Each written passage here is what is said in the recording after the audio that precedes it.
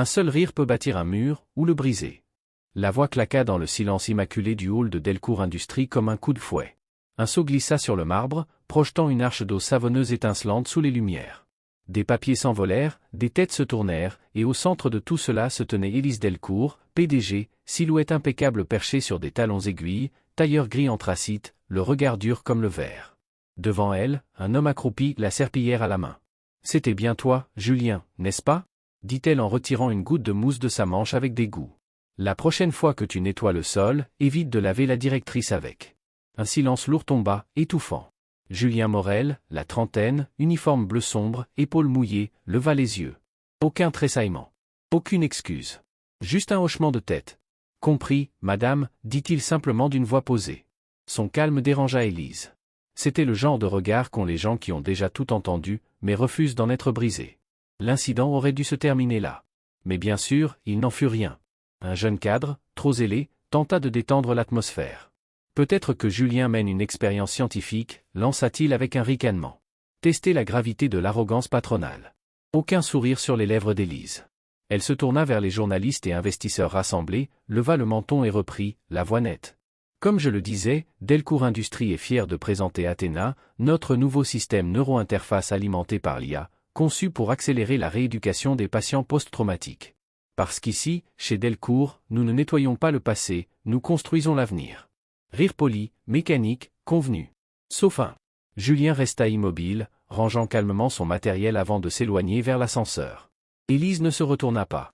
Elle n'avait pas le temps pour les rêveurs aux mains sales. L'après-midi, dans son bureau d'angle, la ville de Paris s'étendait en panorama derrière les vitres teintées. Décor minimaliste, murs ivoires, parfums de luxe et lumière froide. Elle versa de l'eau pétillante dans un verre de cristal. Le bruit des bulles lui sembla vide.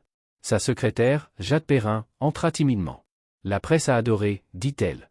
Le monde parle déjà de votre phrase de clôture comme d'un moment iconique. »« Parfait, » répondit Élise sans conviction. « Autre chose ?» Jade hésita. « J'ai entendu une rumeur dans la radio interne. Julien, le concierge, il travaille sur quelque chose. »« Sur quoi ?» lança Élise, ironique. « Une pétition syndicale ? Des tunnels secrets ? Non. Il aurait parlé à la sécurité d'un prototype, un dispositif d'assistance à la mobilité. Un truc pour aider les paraplégiques à retrouver une partie de leur mouvement. » Élise resta un instant figée. Puis elle éclata d'un rire bref, sec, presque offensé. « Laisse-moi deviner, le concierge qui m'a aspergé d'eau ce matin développe de la technologie médicale ?» Jade baissa les yeux. « Apparemment, il a travaillé à l'école polytechnique avant tout ça. » Élise agita la main. « Avant de rejoindre la noble confrérie des nettoyeurs de sol ? Oui, bien sûr. C'est fréquent. » Sa voix tremblait d'un sarcasme étrange, presque mal à l'aise. Elle termina son verre d'un geste sec. « Dis-lui que s'il veut transformer Delcourt Industries en laboratoire personnel, il lui faudra plus qu'une serpillière et du ruban adhésif. » Dans les sous-sols du bâtiment, la lumière vacilla puis se stabilisa. Julien Morel essuya la graisse de ses mains, ajusta le fer à souder, et se pencha sur un enchevêtrement de fils et de circuits. Un petit moteur vibra doucement au rythme de son cœur. Il ouvrit une vieille boîte en métal cabossé, en sortit un dossier jauni, couvert de croquis et d'encre fanée. Dans un coin, une écriture féminine. « Tu changeras le monde, Ju. Je crois en toi. Mia. » Julien resta longtemps immobile, le regard perdu. Puis il leva les yeux vers le plafond, là où les étages supérieurs brillaient de marbre et d'orgueil, et murmura. « Riez, Madame Delcourt. Mais je ne passais pas la serpillière parce que j'ai renoncé. Je le fais pour qu'un jour, quelqu'un comme vous puisse marcher à nouveau. » Il referma la boîte avec soin, abaissa un interrupteur. Le dispositif s'alluma d'une lueur bleutée, fragile mais vivante. La pluie martelait le pare-brise comme des milliers de petits coups du sort. Le chauffeur jeta un coup d'œil par le rétroviseur. « Madame Delcourt, le temps devient dangereux. Peut-être attendre un peu avant de repartir ?» Élise, absorbée par son tablette, ne leva même pas les yeux. « Conduisez, Thomas. Je n'attends pas la pluie. » Le véhicule s'enfonça dans le flot d'eau sur les quais de Seine, les phares reflétant la ville en un brouillard d'argent. Elle revenait d'un dîner avec les investisseurs. Les messages de félicitations affluaient, triomphe absolu. Athéna ouvre une ère nouvelle. Tout le monde célébrait. Tout le monde sauf elle. Son esprit, malgré elle, revoyait ce regard, celui du concierge qu'elle avait humilié. Trop calme. Trop humain. Elle chassa l'image d'un geste brusque. Il n'était rien. Juste une ombre dans le couloir. Puis vint la lumière. Un flash blanc, violent. Un crissement de pneus. Un hurlement de métal contre métal. Et le monde bascula. Quand elle ouvrit les yeux, tout n'était que blanc. Une lumière aveuglante, le bip régulier d'une machine, l'odeur d'antiseptique. « Madame Delcourt ? Vous m'entendez » La voix venait d'un homme penché sur elle, blouse bleue, badge au nom docteur Patel. « Où suis-je » balbutia-t-elle. « À la Pitié-Salpêtrière. Vous avez eu un accident, mais vous êtes en vie. Votre tension est stable, aucune lésion cérébrale. Vous avez eu beaucoup de chance. » Elle tenta de se redresser. Une douleur fulgurante lui traversa le dos. « Mes jambes, je ne les sens pas. » Le docteur hésita avant de répondre. « Il y a un édème près de vos vertèbres lombaires. C'est parfois temporaire, parfois non. Nous devrons attendre que le gonflement diminue avant de savoir. » Son cœur sembla s'arrêter. « Vous dites que je pourrais ne plus... » Il ne termina pas. Il n'en avait pas besoin. Les larmes brûlèrent ses yeux, se perdirent sur l'oreiller stérile. « J'ai bâti des machines pour réparer les autres, murmura-t-elle d'une voix brisée. Et maintenant, c'est moi qu'on ne peut plus réparer. » 2 semaines plus tard, son pentouse surplombant le jardin du Luxembourg semblait vide. Elle restait des heures immobile près de la fenêtre, drapée dans une robe de cachemire, une tasse de thé froide à ses côtés. La ville vivait.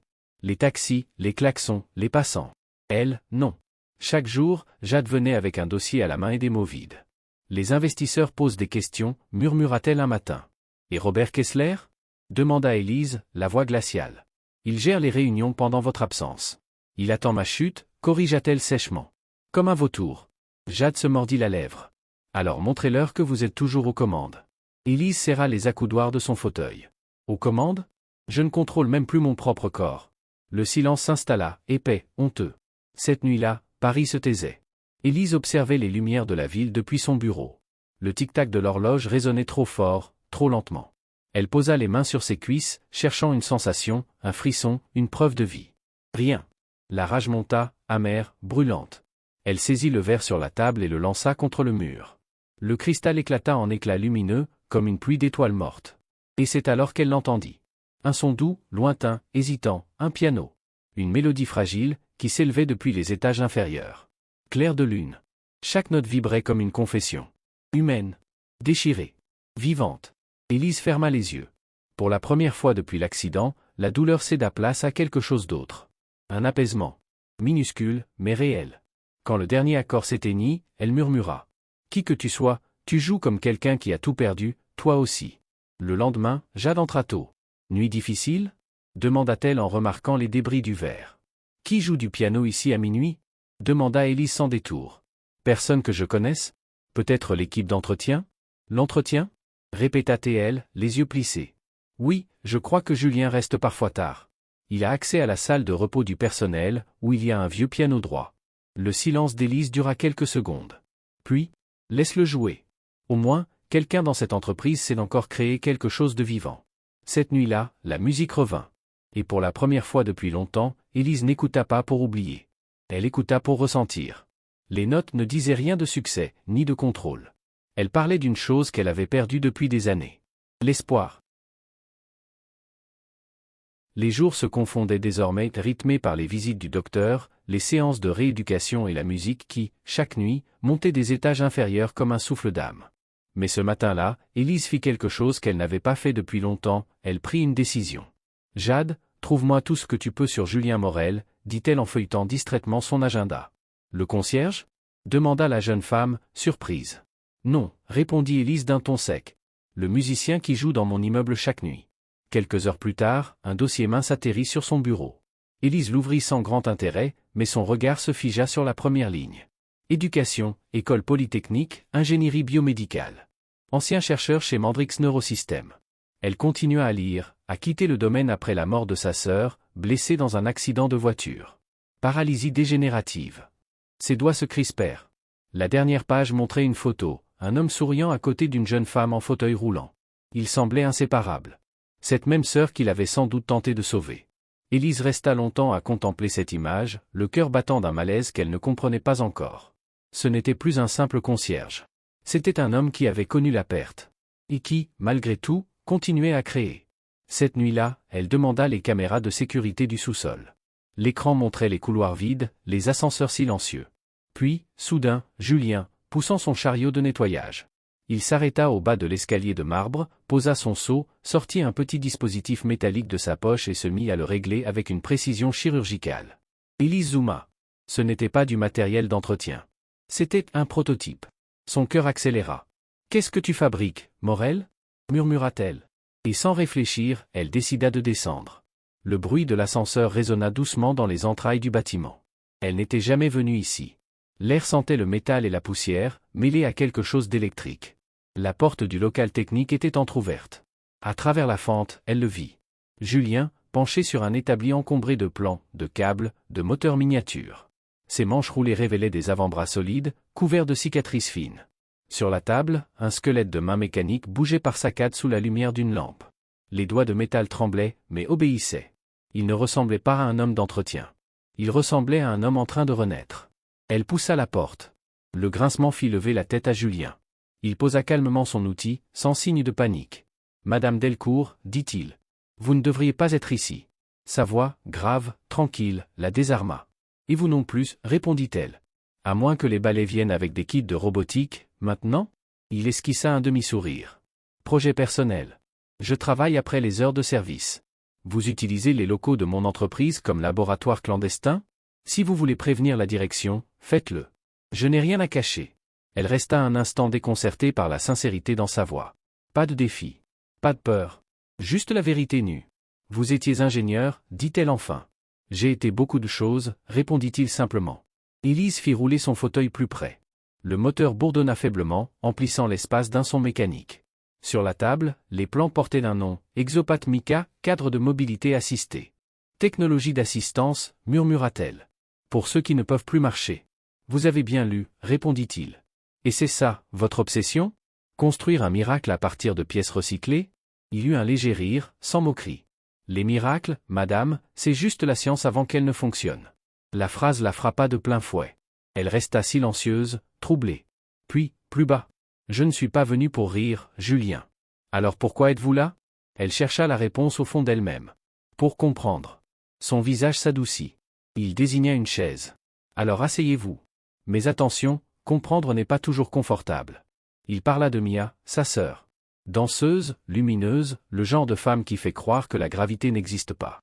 Jusqu'à cette nuit de pluie, l'accident, le corps brisé, le fauteuil. Il avait passé des mois à inventer des dispositifs pour qu'elle puisse bouger à nouveau. Et il avait presque réussi. Mais son cœur à elle s'était arrêté avant la dernière version du prototype. Après ça, il avait quitté le monde des labos. Nettoyer des sols, au moins, ça reste propre à la fin de la journée, dit-il d'un ton amer. Élise écouta sans un mot. Quand il eut terminé, elle murmura. Vous auriez pu reconstruire votre vie ailleurs. Je la reconstruis, répondit-il doucement. Juste pas pour moi. Leurs regards se croisèrent. Il y avait quelque chose dans l'air, un respect brut, une reconnaissance silencieuse entre deux êtres brisés différemment. Vous travaillez pour des gens comme elle? Demanda Élise, la voix basse. Il regarda son fauteuil, puis son visage. Pour tous ceux qui refusent d'arrêter d'essayer. Un long silence s'installa. Puis elle dit, presque à voix tremblante. Je vous dois des excuses. Pour ce jour-là. Vous ne me devez rien, répondit-il. Les gens rient souvent de ce qu'ils ne comprennent pas. Mais vous avez compris, n'est-ce pas? Il la regarda longuement. J'ai vu une femme terrifiée à l'idée de perdre le contrôle. Et une autre qui, sans le savoir, les matins étaient devenus plus froids. Élise passait ses journées dans la véranda de son Penthouse, enroulée dans un châle bleu ardoise. Le thé fumait doucement à côté d'elle, mais elle ne buvait jamais la première gorgée. Depuis sa rencontre avec Julien, son esprit était en guerre contre lui-même. Un mélange d'incrédulité, de curiosité, et d'un étrange espoir qu'elle n'osait pas nommer. Ce soir-là, elle prit une décision. Jade, dit-elle, pianotant sur sa tablette. Programme une rencontre avec Julien Morel. Je veux voir son prototype. Seul. Le soir venu, Julien entra dans le grand salon, non pas comme un employé, mais comme un collaborateur.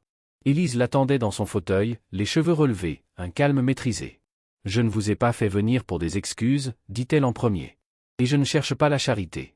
Bien, répondit-il posément. Parce que je n'en donne pas. Il posa sur la table un petit coffret noir. À l'intérieur, un exosquelette fin, articulé, d'un métal clair et élégant. Qu'est-ce que c'est exactement? Un accélérateur neuromoteur, expliqua-t-il. Il contourne les voies nerveuses endommagées pour stimuler la réponse musculaire. Ce n'est pas de la magie. Mais si vos nerfs répondent encore un peu, cela peut raviver la communication entre votre esprit et vos jambes. Élise leva un sourcil. Donc, en résumé, c'est un peut-être. Julien esquissa un sourire. Tous les miracles commencent par un peut-être. Il s'agenouilla devant elle, les gestes précis mais doux. Puis-je? Elle hocha la tête. Il releva légèrement le bas de son pantalon, fixa les attaches autour de son mollet, puis de sa cuisse. Ses doigts effleurèrent sa peau. Elle tressaillit, pas de peur, mais d'émotion. Quand il eut terminé, il se releva. Pensez à bouger vos orteils. Concentrez-vous. Elle le fixa. Cela n'a pas marché depuis l'accident. Essayez quand même. Pas parce que ça marchera, mais parce que vous le pouvez encore. Élise inspira profondément, ferma les yeux. Un long silence. Puis, une étincelle. Un frémissement, infime, électrique, comme une mémoire du mouvement. Ses yeux s'ouvrirent brusquement. J'ai senti quelque chose. Alors, dit-il doucement, on commencera ici. Les nuits suivantes devinrent leur rituel secret. Minuit, salle de sport vide, lumière tamisée. Elle, en fauteuil. Lui, agenouillé, ajustant les capteurs, notant chaque réaction. Pas de presse. Pas d'équipe. Juste deux, dans le silence d'un combat partagé. Les débuts furent terribles. Élise jurait, pleurait parfois, frappait le métal. Mais chaque fois qu'elle voulait abandonner, Julien disait seulement. L'échec, ce n'est pas la fin. C'est juste une donnée qu'on n'a pas encore fini d'apprendre. Au bout d'une semaine, elle parvint à contracter ses muscles 3 secondes. À la deuxième, elle tint debout 2 secondes sans appui. Et quand elle faillit tomber, Julien la rattrapa. Ne me lâche pas, haltatait-elle. Jamais, répondit-il. Mais sa voix tremblait autant qu'elle. Une nuit, après un entraînement particulièrement éprouvant, ils restèrent assis côte à côte, haletants. Vous ne m'avez jamais dit son nom, murmura Élise. Il savait de qui elle parlait. Mia. Ma petite sœur. Elle voulait danser. Faire croire au monde que la gravité n'existait pas. Élise le regarda. C'est pour elle que vous avez créé tout ça. Je n'ai pas pu la sauver, répondit-il. Mais peut-être que je peux aider quelqu'un d'autre à se relever. Je ne serai jamais une danseuse, dit-elle en souriant tristement. Vous n'avez pas besoin de danser. Relevez-vous juste. Rappelez au monde qui vous êtes. Ces mots traversèrent son armure de verre. Pour la première fois, elle sentit que ce combat n'était plus contre son corps, mais contre la peur de se croire finie. Plus tard, seule dans sa chambre, elle trouva une note sous sa tablette. L'écriture de Julien, nette et droite. Vous n'avez pas besoin de vous lever pour être forte. Mais si vous le voulez, je serai là. Elle ne pleura pas. Elle plia la feuille avec soin, la rangea dans le tiroir où dormait déjà le collier de sa mère, la seule chose qu'elle avait gardée de son enfance. Et cette nuit-là, en silence, elle se promit de se battre. Pas pour l'image. Pas pour le pouvoir. Mais pour elle-même. Le lendemain, elle arriva avant lui à la salle d'entraînement. Déjà prête ? Demanda Julien en souriant. Non, dit-elle. Impatiente. Il l'aida à se lever. Ses jambes tremblaient, ses mains serraient la barre. Mais elle resta debout. 4 secondes. Puis 5. Et quand elle chancela, elle éclata. Les semaines passèrent, et les progrès d'Élise devinrent le secret le mieux gardé de Delcourt Industries. Elle ne comptait plus les secondes debout.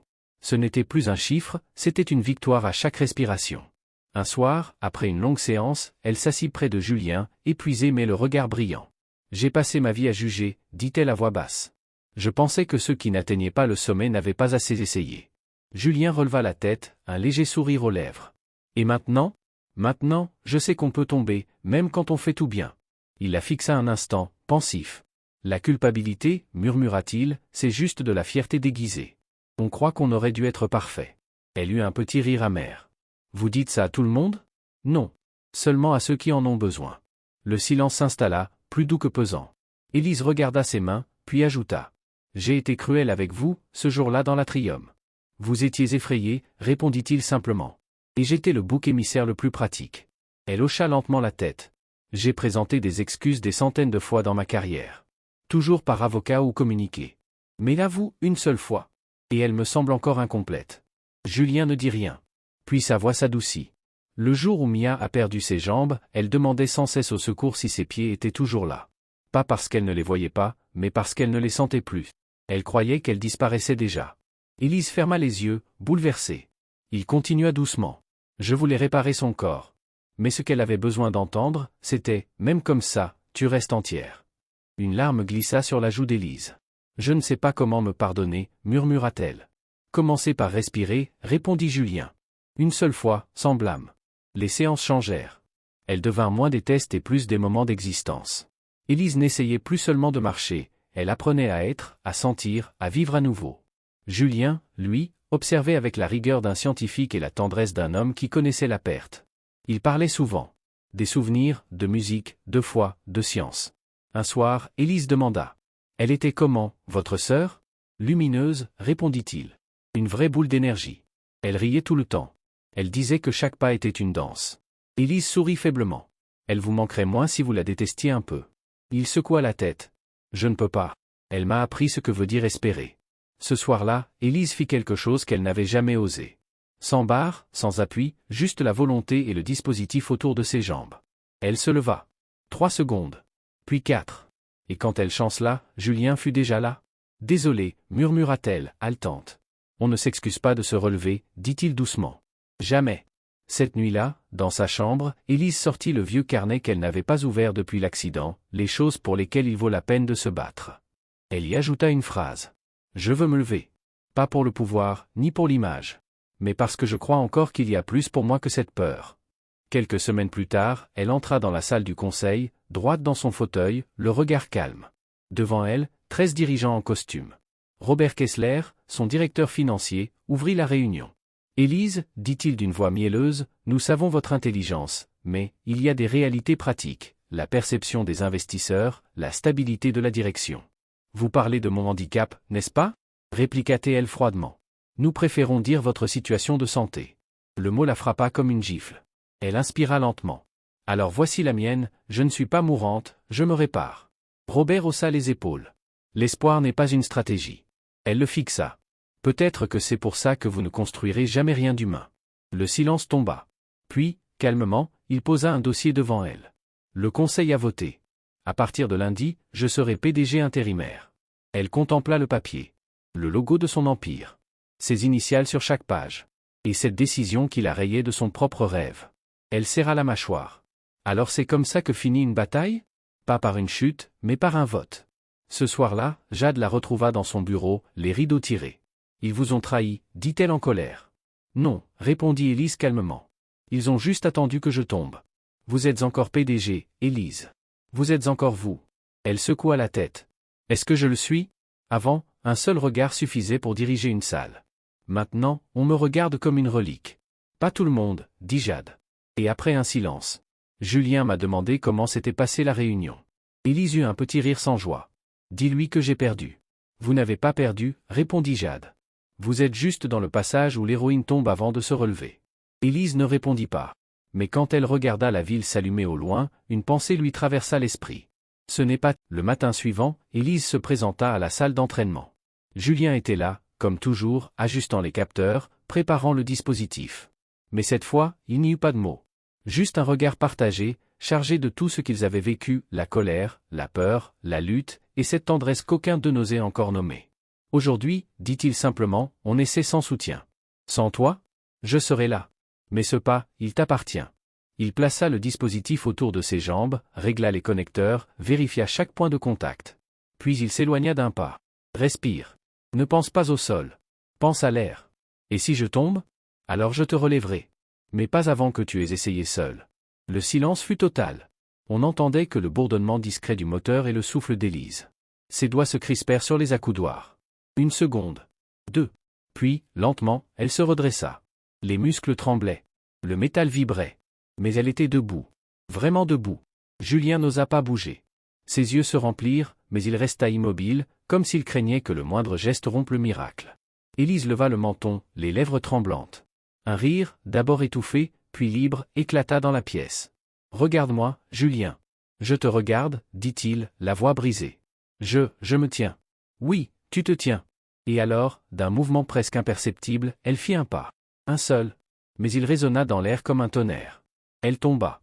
Pas lourdement, doucement, dans ses bras, qu'il avait ouverts sans réfléchir. Elle rit encore, entre les larmes. C'était un pas minuscule. « Non, » répondit-il en l'aidant à s'asseoir. C'était le plus grand qu'un être humain puisse faire. Cette nuit-là, elle ne dormit pas. Elle resta debout sur sa terrasse, le vent jouant avec ses cheveux. Le monde semblait différent, plus léger, plus grand. Julien la rejoignit sans un mot. Ils restèrent là, côte à côte. Elle finit par murmurer. « J'ai eu peur que ce soit la fin. »« Non, » dit-il doucement. « C'était juste la fin de ton ancienne vie. » Elle se tourna vers lui. « Et maintenant? Maintenant, tu marches. Et moi, je te suis. » Il tendit la main. Elle la prit. Simplement. Sans promesse, sans contrat, sans peur. Quelques mois plus tard, Delcourt Innovation lança officiellement le projet EMIA, un exosquelette d'assistance motrice développé pour les patients victimes de paralysie. Sous les applaudissements, Élise monta sur scène. Sans fauteuil. Pas seul non plus, Julien se tenait à quelques pas, discret mais fier. Les caméras crépitaient, mais elle ne voyait qu'une chose, son reflet dans le verre, debout, droite, vivante. Elle prit une grande inspiration. « Je ne vous parlerai pas de technologie aujourd'hui, dit-elle à la salle. Je vous parlerai de foi. Celle qu'on perd, celle qu'on retrouve. Je croyais avoir tout construit seul. Mais parfois, il faut tomber pour comprendre que le vrai pouvoir, c'est de se relever. » La salle resta silencieuse, suspendue. Puis l'explosion d'applaudissements fit vibrer le sol sous ses pieds. Elle jeta un regard à Julien. Il lui adressa un sourire léger, presque imperceptible. Leur secret, à eux seuls. Cette nuit-là, dans le calme de son appartement, Élise ressortit son vieux carnet. Elle ajouta une dernière ligne. « Ce n'était pas la chute qui m'a changé. C'est la main qui m'a relevé. » Elle referma le carnet, éteignit la lumière et s'endormit avec un sourire. Car elle savait que demain, elle marcherait à nouveau. Pas vers le passé, mais vers tout ce qui l'attendait encore.